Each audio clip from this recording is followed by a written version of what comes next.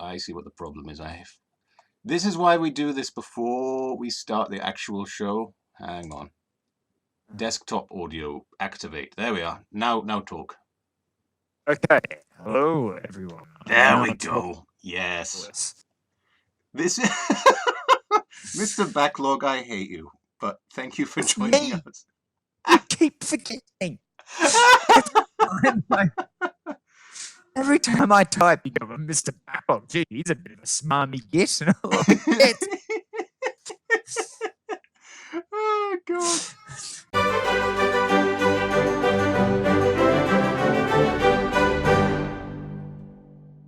It is you, isn't it? This is a high-budget program, yes. Yes. All right, Mr. Backlog. You can hear him now. Okay, good. Well, now Steve keeps cutting out a bit. Oh, that's okay. We can cut him back in. And aha. And there we are. Hi, everybody. Hope you're going well. Ed. Let me turn on my light as well. So. There I am. Yeah, you looking good, sir. I'm not looking good. I don't have much for. Considering that I'm in the daytime and you're at the nighttime, I'm pretty dark. Well, Alex, it's just because you have so many dark thoughts clouding your brain. That's what happens. Yeah, that lovely logo. Thank you, Imaginatious. I appreciate that. It's very messy. It's very messy. Chaos. I don't think we officially said hello. Hello, Diz. Hello. Herald of Chaos has been coming in to my stream a few times, and nice. They're very nice to me. So, yay. So I suppose we should start as we always start. We should start. Hello. How long was that start? About 11 minutes? Yes. Brilliant. You know, there's something to be said for punchy introductions. There we are. We're here. The thing is, there's no way you can do that. There's no way to experiment, really, just to make sure everything works correctly. There's no... Anyway, doesn't matter now. Well, whatever. Welcome to Two Smart Arts, everyone. Hello. Welcome. I got my coffee. I got my coffee, and we're all good. I have... What's that beer, Steve? Love Tap. Love Tap. Love Tap. Moondog. Love Tap. Love Tap. Yes, and the reason that I have this large collection of beers is that I did some free work for someone, and they gave me this beer cartel collection, and I only just realized that it actually comes with tasting notes. Oh, so you could have been reading that throughout all these podcasts. It's true. And just true. So I can... Mentioning that, not the reviews, the tasting notes. To make... Yeah, the tasting notes. So, to make you sound more refined. Yes, this is Moondog Love Tap. So it's a lager. It is a 5% alcohol, 1.3 standard drinks. So it's slightly more alcoholic than the average beer. Yes. And according to this, it says, originally released as a double lager, higher alcohol content. This is version 2.0, a deliciously hoppy pale lager. Showcases Australian hops Galaxy and Enigma. Think tropical citrusy characters. Who names a fruit Enigma? Okay, I know hops is fruit, but still, who names a vegetable Enigma? Very easy. Okay, this is what happened. Okay, the guy just develops this new fruit, or this woman, or this person develops this new it's a vegetable, right? Plant. This new plant. They develop a new plant. Yes. And you can't be wrong with that. No, and the breeders just look at each other. What does this taste like? And the one of them goes, Enigma was born. Enigma. That's that's how it works. Well, you know. All right. Well, let's try this out. I will say actually that last week I had the Balter, Balter, and it was really good. In fact, so good that I'm kind of disappointed I don't have it this week. But let's see what this is like. But this is good. You get to figure out what your favorite ones are It's true. It's true. for when you're not doing podcasts. Yeah, I think actually the Bolter Pilsner is going to become a regular of mine. Yeah, this is quite nice. It's got that. It's very crisp. It's not very strong tasting. I think it would be very easy to drink a large number of these, which is somewhat dangerous if it's a heavier beer. Yeah, I'm Yes. going to go with a very crisp kind of. It is scary when the heavier, more alcoholic beers are really easy to drink. It's true. That is true. There's Have you ever? something fulfilling about the fact that a liquor is hard to drink. It goes, oh, this is a really a highly alcoholic beverage. Glug glug glug. Oh, okay. Well, I won't be having that very fast. That's fine. I understand that. But if it happens with a beer and it's tasty and it goes down really, really well, that's dangerous. Yeah, that's very true. That's very true. But You it's know, not that alcoholic, is it? It's just mildly that's just more. 1.3. Yeah. Yeah, it's got a very slight sort of hoppy edge to it. It said citrusy. Yes, I can see that. I always find it a bit of a wank, to be honest, when people say beers taste citrusy. I'm like, no, they don't. Lemons taste citrusy. This Yes. tastes like yeah. Oh, okay. Like All right. On the average, on the scale of Mm. of average lager to Yeah. orange, okay, we've got orange and Yes. average lager. Where does it? Okay. Where on the citrusy beer scale does it stand? Okay. 10 being orange and 1 being Yep. 4x. Oh, I would say like 1.5. That's what I would say. Like if no one had said the word citrus to me, I wouldn't go, "Ooh, this reminds me of lime." So No. you drank it and do you think, you know what, this is 5% more citrusy. Well done. Something like that. Something Yeah. like that. So that's my inarticulate inarticulate nights. It being Saturday evening and so on, I have and I still do need to get through the whiskey. I have brought the whiskey bottle chaser, which I'm slowly Oh, making my way you through. don't need to get through the whiskey, but I'm glad you've got that in Well, case not of an in one emergency. session. Yes, Well, in case of an emergency, you have the whiskey, and that's good. This emergency is, sobriety. That's true. yeah. I'm glad we're doing this on Saturdays these days because there's no Oh, yes, this is much. huge fear of going to work the next day. I want to start. May I start? I'd like to. I'd like to Of do a course. mild rant. I'd like to do a small rant about Oh, please something. do. Just a mild one.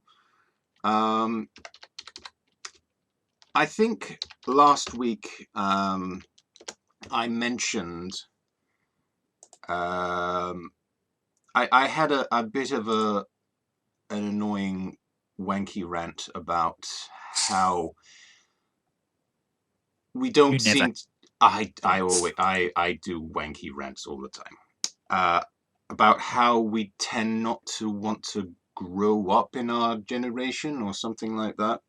And I got Oh, yes, and I yes. got angry about Will Smith because not Will Smith, Kevin Smith, Oh, because right. of Yes, he yes. was reviewing the new trailer for Spider-Man, and the biggest thing he was excited about was the costume. The costume, yeah. Yeah, and I got angry because I thought, Jesus Christ, why can't we just grow up? For God's sake, what's going on? And that's an old man thing for me to say. It really is, and I apologize for doing that. I But don't I'm know. gonna have. Kevin Smith is like 20 years older than you. I So, know. So maybe I have a point, maybe I don't. I don't know. It's just weird when I see things like that. But I'm not going to apologize for what I'm going to say next. Oh, okay. Tell.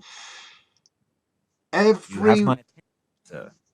Okay, I go onto a few forums and YouTube channels and things like that, talking about pop culture and things like that, whatever.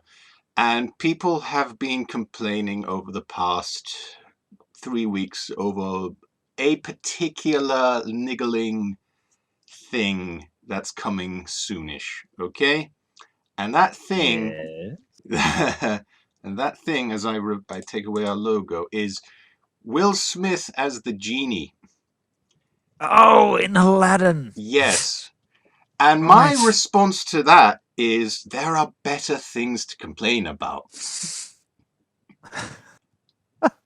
I mean, it seems like everyone's shouting, my God, this is hideous. This is an uncanny valley sort of thing. We've got this bizarre CGI blue thing with Will Smith's face on it. This is a travesty. This is shitting on the legacy that what's his name?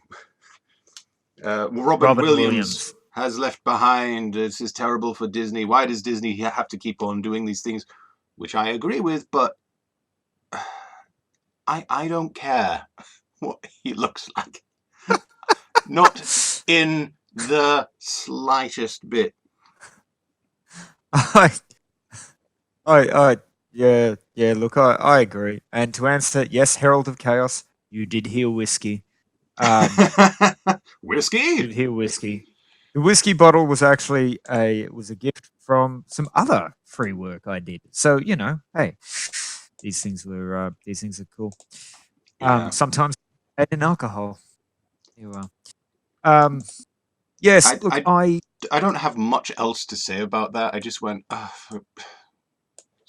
Look, I understand. I suppose I understand the. When I heard it, my reaction was sort of, eye roll, sort of, oh god. Although my reaction sorry, I just saw the note. Yes, Herald of Chaos. You may ask what kind of whiskey. It is a Cardew single malt Scotch whiskey, aged 12 years. It is a what was it? I actually had the.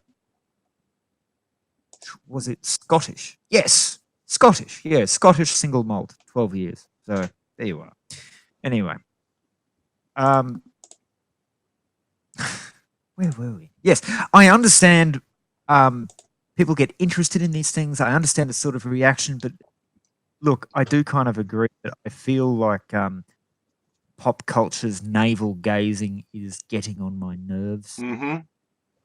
Like I don't care that much.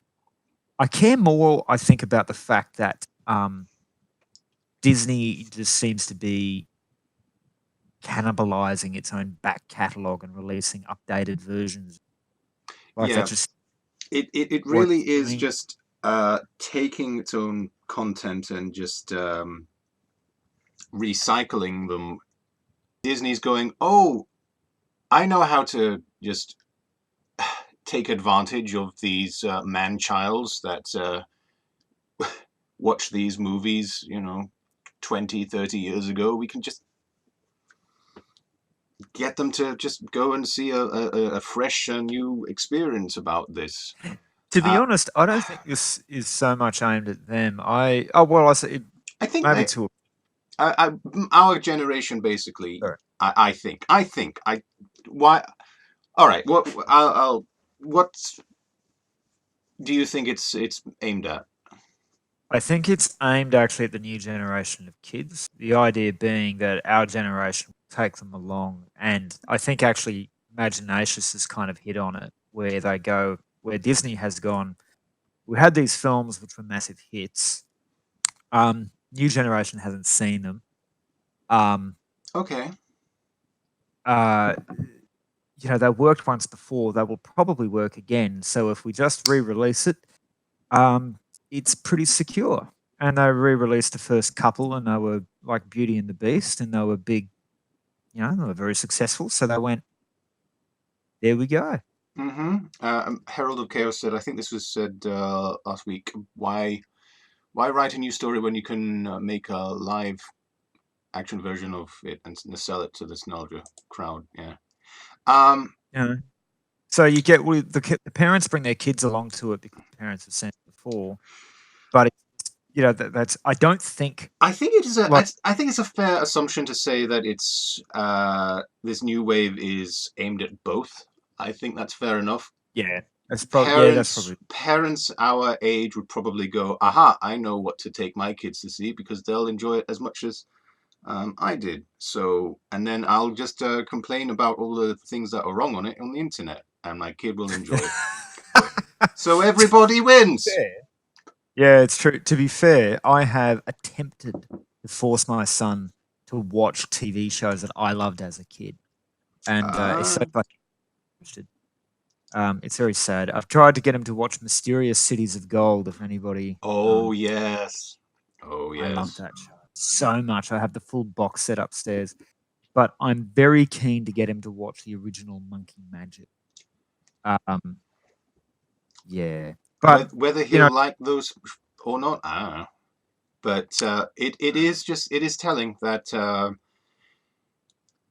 it's really your nostalgia that's pushing this and saying, watch this, please be a smaller version of me. That would be great. I would love it if you were a smaller version of me or something like that, or you would enjoy it as much as I did, because I know what it's like to be a kid, right? I remember, right? well, that's humanity, I guess. But yeah, I find it, I see that other people are. We all seem to be on basically the same page here. There's something innately frustrating about a company which has more creative resources than anyone has ever had in the history of the world, and all they do with it is just keep rehashing the same damn plots and the Yeah. same over and over and over again. One day And it would be nice to have, an original thing. The one of the biggest things that Disney did was The Lion King. That was 100% original, right? It wasn't a recycled fairy tale, although you could argue that it's Hamlet, whatever. I never thought it was really Hamlet, to be honest. Like, Yeah, I it could see a bit of it, but anyway, sorry, continue. it's a mild plot connected to it, but Yeah, whatever. it's a mild. It's yeah. So it would be nice to have something like that again. Yes, I like that, and that's why we come out to streams more than movies. That's right. Speaking of films, Speaking of and films, we saw. Hang on, let me get a good image for this. bum, bum, Oh, here we go. Yeah, we saw Velvet Buzzsaw today. we did. Within the past 2 weeks, we saw it, and That's true. I really liked it. I did too. I liked it. I Apparently it don't hasn't know had very what to good say reviews. about it. I don't know what to really say about it. Really, I thought I have quite a lot to say about it. That's fair enough. The reason why I don't really have much to say about it is because it just hit everything perfectly that I liked. That I've got nothing. I have no real review. I have no criticism. I just went, that's awesome. I'll tell you the things that I liked about it. How about that? That sounds a good idea. It was a great combination of the two things that I liked. One thing that I liked and one thing that I hated, which was it was a brilliant criticism upon art curators. It was a beautiful criticism, and that juxtaposed with some beautiful horror that was mushed in there, and I really enjoyed that. And it really did bring up. How should we do it? Shall we bring up the plot and then talk about how this worked? Yeah, maybe just a very brief explanation. It's Ignatius Imagine has seen it and also enjoyed it. But yes, very brief summation of like what is the film about? Do you want to describe this, or will I? Okay, well, jump in if you remember things that, because you've seen it more recently than I have, so I saw it last night. Well, there we go. So it's a plot. The basic plot is this woman is working for an organization that sells highly prestigious artworks in a range of galleries, and or is it just one gallery? I can't remember. The point is, that's a position that they hold, and she finds a collection of paintings, pretty good, and the reason she finds them is because they were left behind from this guy who just recently died. I can't remember whether he killed himself or he just fell It didn't down. say. It didn't say. He just died. It didn't say. He just turned up dead one day, and a bit of a mystery behind, who was this person, and they go in and find all these paintings, and throughout the movie we find out that he really wanted the paintings to be destroyed because everyone that made money off these paintings died in a grotesque kind of way. And this is mostly due to his psychedelic behavior in life, but it's mostly not explained. Why this happened, it's not explained, and like Bird Box, it's not important why this happened. The point is, anyone making money off these paintings dealt with the consequences. And I'm glad Herald of Chaos said they don't mind spoilers. You don't mind spoilers? Good. Well, I hope that applies to everyone. And Imaginations has got a very neat little summary of it. Yeah. Critics find painting a trove of a dead man huge success in the art field, but basically haunted, basically focuses on the lives of the art critic, artist, gallery world while they suffer for owning the paintings. Yeah, I think that's basically how I explained it. That's right? it. So what it's a supernatural thriller. So there are films closest, but the one that immediately comes to mind is other horror films in that vein. So, what was it like? Jeepers Creepers. This is very stereotypical kind of horror film where a group of people find a thing, the thing curses. Yeah, that's it. It Slowly kills them one by one. Yeah, that's what it's right down the line. It plays every single beat exactly. Speaking of, it's a basic supernatural horror trope. Basically, it's just what was set in a gallery, which really okay. Go on. Sorry. Oh yeah, so yeah, no, as you say, what is interesting is that it's set in the gallery and set in the art world, and it along the way it had some interesting comments. No, not terribly deep, but it just had some comments on how the art world functioned, and it was such an unusual setting for that kind of plot that I thought it worked really well. So it was in that sense it came across as being, very very original but very watchable because it wasn't, weird. And I did love and this is what I thought you'd really like about it too, Alex, was some of the comments it made on the art world, and one of them, one of the lines in particular that I loved was, they find these paintings. They're worth a huge amount of money, and it's quite it actually goes into some detail about the tricks that they use to try and increase the value of the paintings. Yes, I think I know where you're going with this. Go on. Yeah. So, for example, I quite like this. It began with, and you see, all of this stuff was extraneous to the plot. I just love the way that it had been sort of hammered in there. So, one of the characters winds up representing a very wealthy person who buys a lot of artwork. Yep. And he is talked into spending $7 million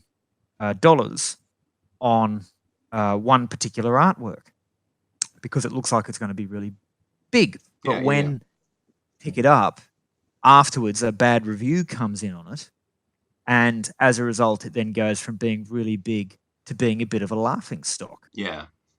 Referring to that work Sphere, that's in the movie. Yeah. So what she does is she buys some highly in demand paintings, then goes to a gallery and said, I will let you use these highly in demand paintings if you also show Sphere. And they say, we know you want us to do this because it will increase the value of Sphere. You can say that it's been shown in a gallery, and they go, yeah, all right, okay, fine, we'll do it. And I thought, wow, I can just totally see that happening. I bet that happens all the time. Whether that is whether that trick is used a lot or at all is not the point. The point is it's plausible. You can imagine that. It happens. I'm sure that there are limits. Like you couldn't just, chuck up something that's utterly stupid. But I'm sure it's true that if you put up somebody's, it increases the value of the artwork if you say that it's been shown in, prestigious galleries. Oh yeah. So it was a great. Throughout this movie, I was just going, oh my god, this hits so many nails. One of which being when they discover they go in to try and find out more about this particular artist of whom has died, and they discover along the way that this person I think he's a murderer. Is that right? I'm quite sure he was. Yeah. And they discover that, and in most careers, in most incidences, if you discover that your not client but the position artist it's connected to is a murderer or have some sort of dark connection, you go, oh my god, we need to bury this immediately. But as soon as this scout discovers this, they went, oh my god, we need to publish this immediately. These artworks are going to skyrocket in value as soon as we find out that this is a tortured bastard soul. Yes. Yeah. And, I like that.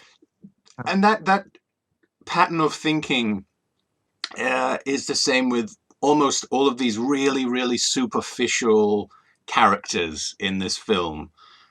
It's delightful to watch this because I'm going, oh my god, yes, I get that. I get that. The curators that I've dealt with personally have not been like that.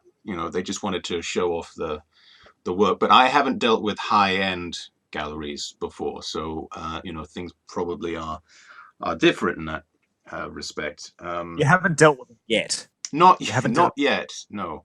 All you need to do is kill some people, and then, yeah.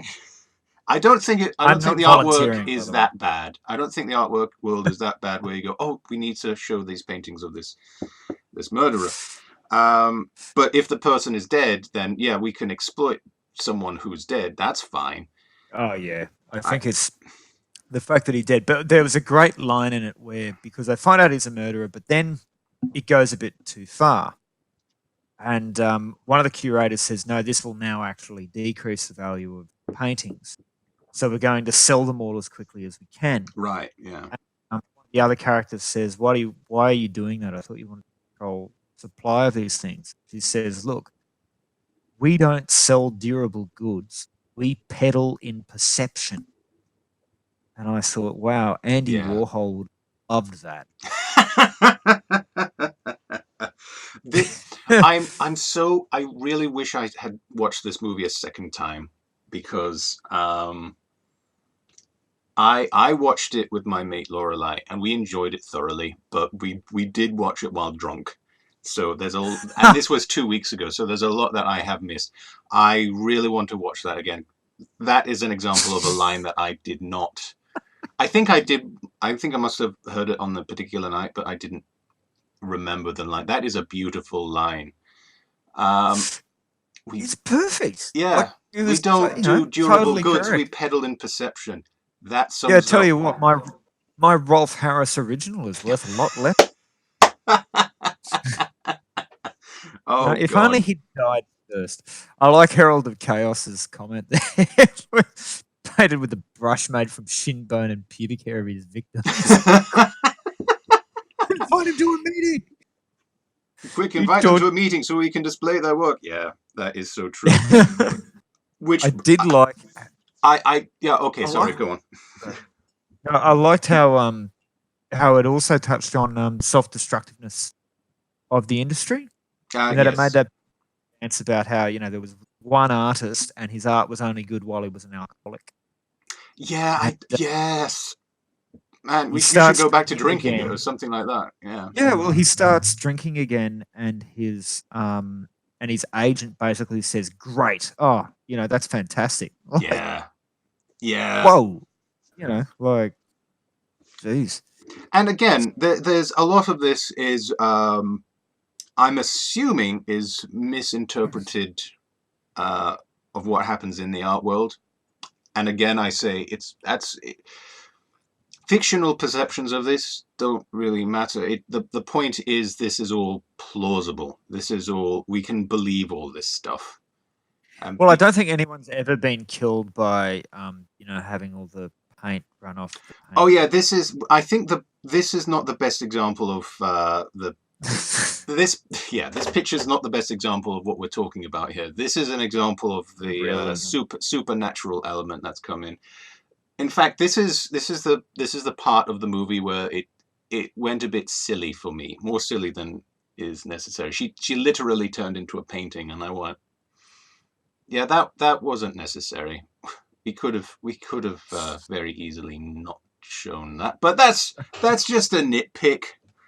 Whatever. Let me show a Yeah. better. There we are. There's a Also, better picture. one thing I didn't like about its view was that, and yeah, I'll acknowledge the look. I don't know anything about the industry of visual arts, but it wouldn't surprise me if since it's always been like this because, like, how could it not? Yeah, Like at you're the right. like Exploitation about. well, you're selling a good which doesn't have an intrinsic value. It doesn't do things. It doesn't No, hold your up. It doesn't. You don't eat it. no. It's all And about our perception upon it. yeah, so that's what its only value is in its perception. So and that's well, that's the nature of art, really, is that Yeah. it's not. If anyone doesn't understand the concept of bringing up the value in modern art, just think of it this way: a baseball is worth approximately, I don't know, I've never bought a baseball. Let's say it's worth $5 American. Okay, it's that one baseball. Some baseballs have gone for $500,000 because they won the World Series. It's known as winning a large uh, game in a specific year. That's really important for these particular people and this particular time. Value has been put upon this object, and I kind of get that. I really do understand that. So just convert that perception to the art world and trying to manifest value where there was none is quite a job. Yeah, yeah. It's and what I was going to say is one of the things I didn't like about it actually was that, and I know, look, at the end of the day, it wasn't an art critique piece. It was it was a horror film. It was a horror film. It was a bit, and so being delving into its art critique too much is a bit like saying, I like The Ring, but I just didn't think it really captured what it's like to be an independent filmmaker. Yeah, in the end, we can't take it the too seriously because yeah, it was a horror film, so we can't really. it was That's a a horror delight. film, and the characters. That's a Sorry. delightful That's a delightful parachute to have, isn't it? Yeah, Yeah, it's true. you Well, have the some sort characters of were something really big to say, and then say, "Well, it doesn't matter because it's just the a comic characters book." are Or caricatures. A lot of them. yeah, So they like are a that thorough character up yeah, there thorough caricatures. Yeah. is a very good caricature. Oh. And the what was I going to say?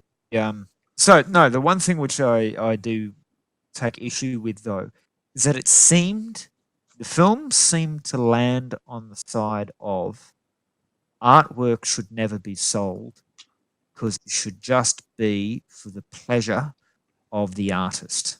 I don't think I walked away with that, but maybe it did say. Did it directly say that? No, it didn't. No, it didn't directly say that. I got It was that in a just couple of implying. It was. points. You got the Well, for impression. example, it had that street artist who was going to be, he was going to be shown in a major art gallery, in a world-class art gallery, and at the last minute, he turns it down Oh to go yeah. back hanging out with his art collective. And the woman who's running the art gallery, who by this point is all run down, goes, "Oh well, good. That's good for him. That'll be much better." And there's a second example where she talks to, and I quite liked actually. There's lots of little details in that. Remember the woman who, she's not the villain, but the most stereotypically greedy of all the characters used to Yeah. be in a punk band. I loved that. I just loved the, Oh yeah, she used to be going in a punk band. Yeah, I remember. Hence the name of the. Velvet Buzzsaw, which according to IMDb is a reference to cunnilingus. I didn't know that. Huh. Okay. I. Sorry. The realization just hit me. Okay. Yes. Anyway. Okay. I get that. Well, what happened at the end of the I film? get that. Yeah. Sorry. Yeah. I see what you're saying. Now I do remember the street artist there, and yeah. And remember, at the end of the film, what that woman does, because she's talking to the painter who is the ex-alcoholic, and she reads him some lyrics from one of their old songs. And she says, what you need to do is get away from the whole world, just go off somewhere and just make art for yourself. And the closing shot that is done over the title credits is he is doing artwork by drawing patterns in sand on a beach. Yes, that's true. Yeah. Way. And it's exactly, so it seemed to have this idea about artwork shouldn't be done to be sold. It should just be, art. Yeah, he's doing something that is completely. There's no way you could possibly make money out of that. He's just doing it for himself. Yeah. And and it was a great ending. I really loved it. And but my point is that, and this is why I insist with it's this is an unfair critique, but that is a overly naive, if you take that to extremes, because at the end of the day, well, if you take that as written, because at the end of the day, if you want to be a full-time artist, people got to, you got to pay. You have to pay the rent. Your work. You really do. Have to pay the rent. You can't just stay on the beach forever. But I'm going to defend that a little bit. As you said, the whole movie is complete. All the characters are caricatures, so you kind of do have to make an entertaining film. You kind of have to have the absolute opposite to counteract what we're seeing. I think you do. I think you kind of do. There's no room for nuance in a horror film. How about that? There isn't. How about that to take away? There's no room for nuance in a horror film. I want that on a t-shirt. That's a fair comment. We're going to have a very large collection of t-shirts by the end of it. Because if I recall, there's been sayings have gone, I want that on a t-shirt. Yeah, there's every episode I say that. So yeah, we might might have a collection. Right, I'm gonna I still have a t-shirt. I must tell listeners this. I still have a t-shirt from when Alex still lived in this country. Oh yes, that one was I'd go gay for Tilda Swinton. And I would. Yes. I said okay. We were selling Tilda your Swinton. artwork somewhere. And you made me and you that t-shirt. So I've still got it upstairs. And every now and again I've worn it places and people look at me just okay. It makes virtually no sense, but I love it. Really, really love that stupid T-shirt that I've got. Oh dear. So I'm yes. It got attention for the. I got attention for the stand. I What? will say that. Yes, you did. Well done. Me? Um, No, you came up with the saying and the T-shirt, man. It yeah, wasn't. yeah. That's pretty cool.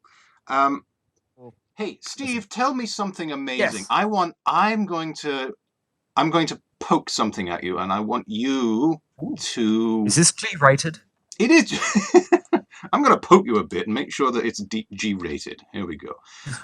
David Bowie wrote a musical. Talk to me about that. Yes. Talk to me about that. Okay. David Bowie wrote a musical. So I learned recently that David Bowie wrote a musical, and I was somewhat surprised. I'm not saying I'm a Bowie fan. I'm just saying that I have a 2 by 4 meter painting of him. Yes, that's not a joke. I I know. actually do. I know. do. Yes, I know you know that, but no one else will. Yes, I actually am the proud owner of a massive, massive painting of David Bowie. I'm not even that huge a fan. I just really like the painting. The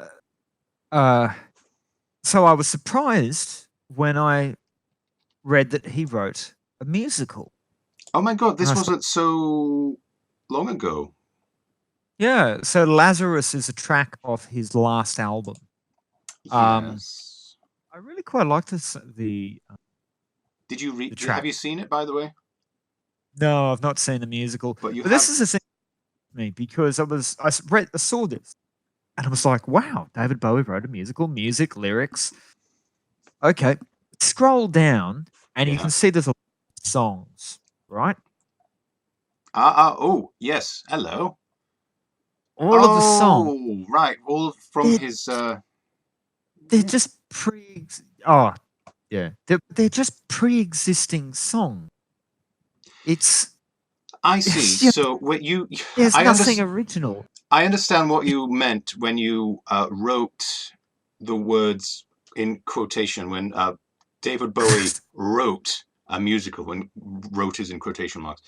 I Yeah, understand that's why you not said that. writing a musical. That's somebody else writing a musical around your your music. That's not that That's same thing.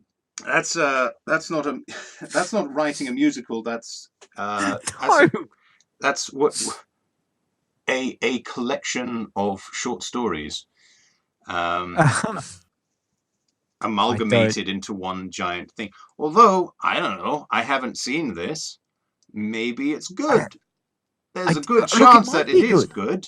It might be good, but you know what? If I don't think it's fair to say that David Bowie wrote it. Like I just Did he write it though? Did he the say, music. I'm going to put this here, this here, this here? Or did someone else put together a bunch of these I don't things? know. Well, you see, I suppose I would say he wrote the musical. He wrote the book. Book being the actual text, right? Like if all he did, as in the script. Okay, so I guess what you're saying, I guess what you're really saying is it doesn't count as a written musical unless it's done all at the same time. He's No, I just he's don't. written all of these, but Yeah, all he right. I wrote see what you're everything. getting at. He wrote all of this. He wrote all of this. The music, the words, everything. He even wrote the plot. But Mike, you think this is called writing? Jesus Christ, man! I All right. disagree. Okay. Okay. No, Fine. I take I'm your. I'll discuss. I'm willing to discuss this with you. Absolutely, I will. No, no, I'm just exploring the idea of what you're saying here. no. You okay? You have a good point. I hadn't thought of it like that, and I do want to acknowledge. I really like the album Black Star.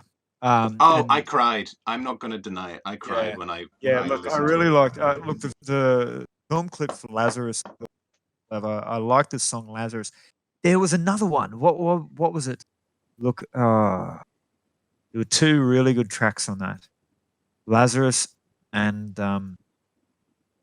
was it Look Up Here, I'm in Heaven? That's Lazarus, I think. Yeah. Anyway, moving on to this book. Imaginatius is saying interesting things. He says it's hard to say that this could be what David Bowie would want out of a musical. I think is what is trying to be said. Yeah, look, I suppose, yeah, and I guess it's a bit difficult in that none of us have actually seen the musical. Yeah, we're But analysing something neither of us has seen or heard. I've seen. I find it, and I suppose the concept is interesting in that, like, okay, if I'm a short story writer, Yeah, and somebody else takes my short stories and stitches them together in a novel, did yeah, I write a novel? No, uh, not really. I yeah. would Good say. point. Argue that all the words are mine. Yeah, I'll bring this into more personal situation. Okay, I've published 5 books. Okay, I only promote 4 of those books because the first one that I published, you might actually have. It's the first one that I put out, and you can buy Oh, it I on think I have it Etsy. upstairs. And it's a collection of my comic books that I did. Okay, It's called Why the Hell Did I Do This? that's right. And all it is just I was desperate to write. I was desperate to publish a book, so I just collected a bunch of my comics, pushed them together, and that's my comic. That's so I wrote a comic, and there it is. And it is terrible. It's terrible not because of the content, but because it's so slapdash. It's so scrapbooky. It's one of So your scrapbook. It's it just one of your published. yeah. A So very cool scrapbook. it's a well. Thank you. I'll take that compliment. I appreciate it. But I will definitely say it is the lesser of all the books that are available. Available right now, by the way. Just go to my website and buy it if you wish. I tell you what, guys, if you don't know what I'm talking, why don't you go and buy my book, okay, and then have a look through it to see if it is actually bad. Okay, guys, do that. I love the way you're saying, I sell this book, it's really bad, but you should buy it to to check that it is. And Hey, I'm you know, honest. and hey, look, and but Imaginatius is right. First step, you wanted to take the first step, and it's not like you weren't putting one over. It was quite open about what it is. It's Sure, interesting. absolutely. But this is not David Bowie's first step. This is David Bowie's last step. You see, something I would like to know is, did he even know this was being put? Yes, there's a lot of things that we don't know about before we're talking about it, which I think is unfair I mean, for the man, I guess. I mean, it's talked about like, and maybe he did. I mean, I don't actually, unless he wasn't alive at the time that the musical was done, must have known about it because he needed his permission to get the rights. Yeah. So, all right. Well, we can find this out now. Hang on. I think it was done first published at the end died of very shortly after Black. Yeah, it was performed at the end of 2015, and David Bowie. Oh yes, the last works Bowie completed before his death. So he was involved. Okay, so he was at the very least involved. Yes. Well, what does involved mean? Does that just mean that he knew about it? I mean, that's the thing. Did he want to make a musical? Did he did somebody just come up to him and say, "Hey, mate, I'd like to make a musical for you. Here's a boatload of cash." And it's very sad for Bowie. Wouldn't have mattered to him, but he might have gone. I don't care. Sure, why not? And the production of this musical was kept secret until after his death, But I mean, that doesn't really make it his musical. That just feels, in a sense, I don't know. Like, I don't think we're trying to say anything. We're just exploring what. No, we're not. And I suppose what I'm interested in is, when does fiddling with somebody else's stop being their work? It's that old thing about if I make a collage from 20 pictures, is it my work now? Yeah, but yeah, it's I don't. Would here's a thing. If I was to watch this um, musical, am I going to go and see it because of the director? No, I'm going to go see it because this is a collection of David Bowie songs, and I would like that. You know, Well, you'll notice it's being sold not as this is a collection of David Bowie songs, but it a is a musical. David musical. It's a David Bowie musical. That's what it's being sold And you as. remember, I had to flick you down to the songs to point out he did Yeah. not Okay, with the fair intention enough. of being musical. This is a musical written around his existing work. Mm. Anyway, there's not a huge deal more to be said about it, particularly. I was just interested in I didn't know this musical existed. I know that you're a bit of a Bowie fan because you painted a 2 by 4 meter giant portrait of David Bowie. And and I suppose it raises that interesting question about at what stage does fiddling with somebody, does the source material become something else? Yeah. Um, and I don't think it does actually become something else because ultimately it's just a collection of songs. So in the end, although it does become something else, it becomes something else that is not a. I don't know. I don't know where we're going with this. Honestly, I don't know what to walk away with other than this was very connected, very very well connected to his. That he knew he was dying when this was being done. I know that. Yeah. He knew he was dying. He wanted to do as much as he could before he left this world, got in his spaceship, and went to his home planet. I miss him. Yes. I miss him. So I think that's what is what to walk away with. It's a man who's desperate to get as much done as possible before he leaves. He is a man of music. He is a man of stage. He's a man of many talents, and he wanted to get this done, and he had virtually nothing left. So yeah, grabbing a whole bunch of things that he had done and pushing it together, with clearly some help from his director. I was about to say, all of this assumes that he did anything other than just license use of his Well, work. yeah. I'm going to give him the benefit of the doubt in that case. I don't think it's the question of benefit of the doubt or not. Like, even if that's all he did, great. Like, who cares? But if that is all he did, is it really a David Bowie musical? I think you've got a bigger issue with the word musical. I think that's where the problem is. It's being shown as a musical. You're going, how dare you call this a musical? No, it is a musical. It is my issue, I suppose, is that when you say, actually, no, this is my issue. When you say David Bowie wrote a musical, you imagine that he sat down, Yep. had a story, wrote the story, wrote songs to fit the story, because that's how you write a musical. You don't imagine an unrelated person got a bunch of David Bowie songs and thought, how out Yeah. of these? That's not in my mind, and you're correct in that, in your comment that that he wrote all the music and all the lyrics, but something about it, to my mind, means no, that he didn't. There's a lot of questions here that we don't have answers for as well. We do not know what the answers are. All I want to do now is just watch the musical, frankly.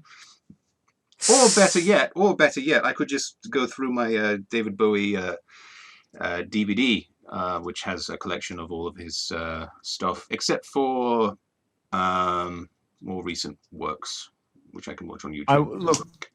So I would like prefer to watch that. So yeah, you want to watch this? Let's hold hands and watch it together one day. And it does seem, and I acknowledge the comment there, it does seem like the sort of thing that Bowie would do, which is write a music. Just don't know if he did. Couldn't find out the answer to that question. Yeah, it's a plausible outcome. It's yeah. But we don't have much Anyway. information to go on that. Anyway, that was a nice experiment there to talk about, Steve. Thank you for bringing How long that have up. we been? How long have we been speaking, Mr. 1.5 hours. 1.5 hours we've been talking. Well, geez, I think we should probably call that quits. That's fair enough. I'm full of more coffee than usual, Steve. So I'm ready to keep on going, but I'm sure it's pretty damn late over there. Yeah, it's 10 past 12. So yes, you need your EP time. You need your yes, EP. I better go sleep. Yeah. That's not a bad thing to end on. Let's play one. I don't get it. Yeah. Anyway, I'm kind of an old school. Oh, I tell you what. Before we go, before we run off, I want to just tick off another one of these stories that I put on the show notes like a month ago, and I haven't gotten around to talking about it. A few weeks ago, there was a drone over Heathrow, a private drone. Have you heard about this? No, I haven't. I saw it on the show notes. Yes. So I'm not talking about a drone that was done by the military. I'm not talking about a scheduled. No, this was an unscheduled, unsolicited drone that you can buy in the store, hovering over Heathrow. And it shut the airport down for a while. I can't remember how long. Maybe it was the entire day. That's not good for one of the largest airports in the world, okay? So that was a big fucking deal. We still don't know whose drone it belongs to. It just showed up one day and annoyed people. No one knows how to deal with this. No one knows how to find the person. You'd think finding the person it belonged to is easy. No, it's not. It's surprisingly hard to track where this remote controlled quadcopter is from. And this became a huge thing for a day or two, but no one really even knew how to talk about it. And so on the radio, there were people who said, well, there's a drone just shot down Heathrow Airport. What do we do? Ring up if you have any idea of what happened. Maybe you know the person that this drone belongs to. And people just rang up and just talked about random drones that they saw.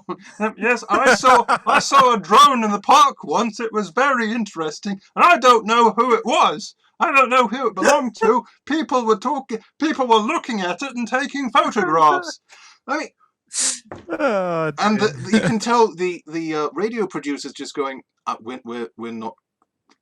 This is not productive in the least. We're just talking about drones.